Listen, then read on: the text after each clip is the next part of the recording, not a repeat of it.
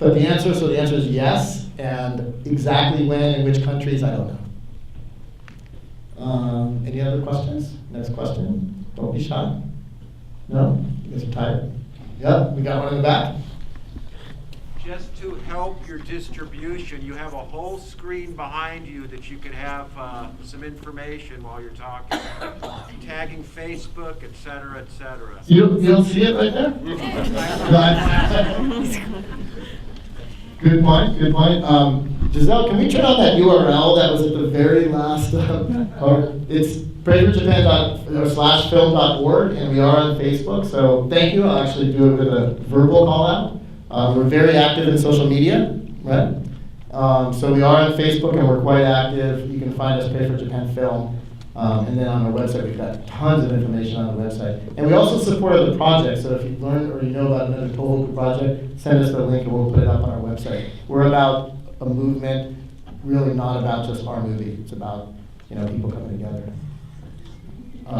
As a white girl, can I ask you a question? You get asked a question as a white girl? As a white girl, yeah. Did you whichever ethnicity you want. Parts. Yeah. You said you went to volunteer. Yes. Did you come from here to go there, and did you already know Japanese before you went? Okay, so did I come from here to volunteer, and did I already know Japanese before I went? I did know Japanese in advance, yes. But I lived back and forth between Tokyo and Los Angeles. And I had flown into Tokyo for a business trip on March 9th. Wow.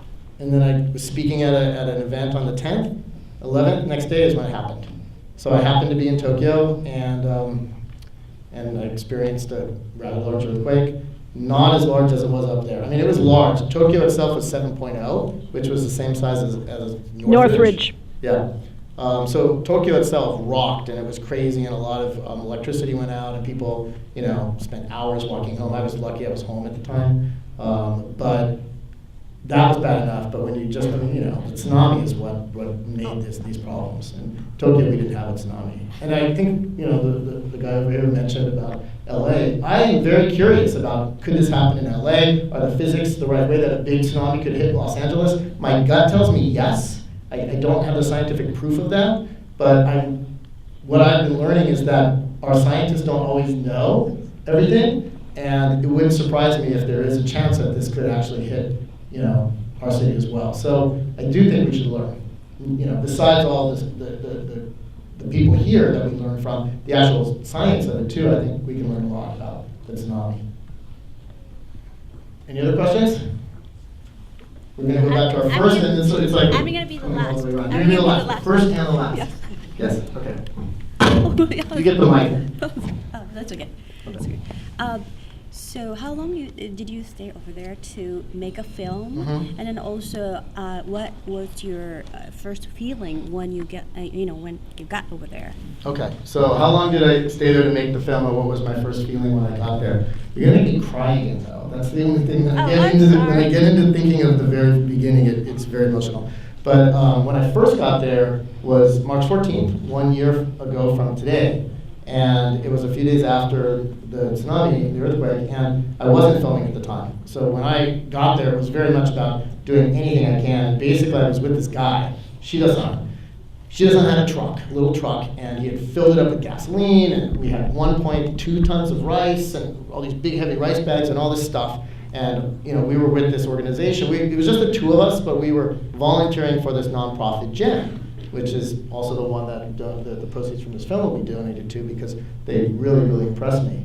But when I first got there, I mean, it was, it's a long story, but it was snowing, and it was really hard to get there, and the roads were devastated, and this and that, and we finally got to the shelter, and it was dark. It was too late to be able to do anything, and so we were told to come back in the morning, and we slept in the truck, and it was pretty miserable. But the next morning, bright and early, we came and we started to deliver the rice. And there's kind of the story that I remember, that I'll always remember, is the way it works in Japan. You might have seen one or two scenes where people line up, and when they carry boxes, in the States here, I think we kind of grab a box and one at a time we move it. There, they really do a line, and they literally hand it to each other like assembly line style. And then they'll, in this particular case, one guy would go in the back, and they kind of rotate. Well, we were in the truck, me and this guy Shida-san, and Shida-san is amazing. He's kind of he's a guy that really knows about gasoline, and I mean, he can, you know, make things happen. You put me in a forest, after like 2 days, I'd be dead. You know, I'm really not good at that kind of thing. So I would just do what he said, you know, like, move this box, yes sir, you know, pour the gasoline into here, really? Okay, you know, please, like, please don't spill it. That sort of thing. And so he's really knows what he's doing. And so the two of us were in the truck and we're handing the rice and different things to the people in the line. And the rice bags are really heavy. And so, you know, we're lifting up these bags and here you go and giving them, and the guys are all the victims. You know, the guys they wanted to be a part of this. You know, when we first showed up, they're like, "Komi ga kita, komi ga kita." You know, like, the rice showed up, we're getting rice. They're really happy. They have rice. And so, so we're giving them these heavy bags, and I pick up one, and I'm about to give it to a guy, and I turn, and I look, and it's like an 85-year-old, man, frail man, really tiny little man, and I look at him, and I pause, and I said, you know, "Daijoubu desu ka? Omoi desu yo." Like, it's heavy, right? And he looks at me, and he goes like this. He goes, "Washi, daijoubu, daijoubu." I'm like, "I'm okay." And I'm like, "Whoa, okay." So I gave it to him, and sure enough, he put it on his shoulder, and he kind of, you know, hobbled off. And I saw, like, this is the spirit of these people. You know, he did not want to sit down and wait. He wanted to be part of the group. You know, getting the rice and making it happen and helping each other out. You know, he wouldn't allow himself to sit down. And that pride just blew me away. You know, that was kind of the first thing that made me think, this is very special. And so that's kind of indicative of what it was like when I first got there. Then the filming thing, so I ended up, you know, going back and forth to Tokyo a couple times. And when in Ishinomaki they asked me to film, I started filming in early April, and I filmed through middle of May. So it was every day for about 5 weeks. And it was long days. I mean, we're talking probably 20-hour days from the morning till, you know, from waking up till the time I'm getting back. Because we had to stay in Sendai, which is very far away. There's no rooms in Ishinomaki. You know, everything was devastated. And so, you know, we would literally be driving from 6 till 9. I mean, the roads were just completely packed.